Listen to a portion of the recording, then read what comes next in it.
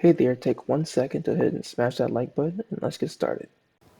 All right, so artificial neural networks are much better than all the other models out there because artificial neural networks are able to have such high accuracy of predicting a value, and that's why a lot of people use them. The hype is huge on that.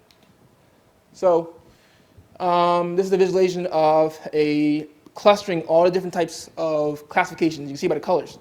It clusters things together based upon what are likely to be similar to each other. So similar to how the brain region works, where certain areas are like specialized for images, which is the back area of the brain, or language, which is area of the region of the brain.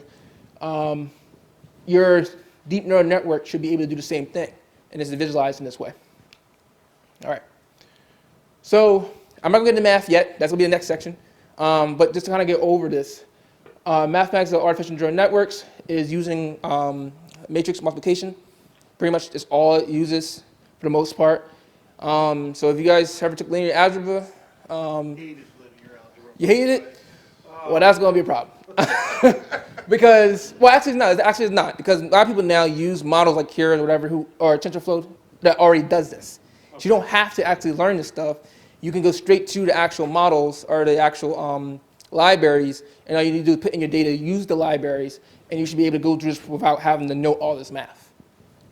So I'm teaching you the math now, but you don't actually have to know it all. You just need to have an understanding of it. But matrix multiplication is linear algebra, and it's a simple concept where you just multiply the top row by a column, and then it ends up being a new matrix, n by m, and that's what I would do at the end of that.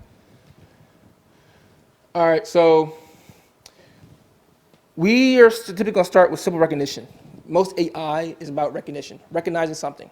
You have a certain input, recognize the output. So I recognize, simply put, I recognize that you are here. Or I recognize you're not here. Or it's binary, however you want to put it. Whatever domain you're working in, it has a lot of significance.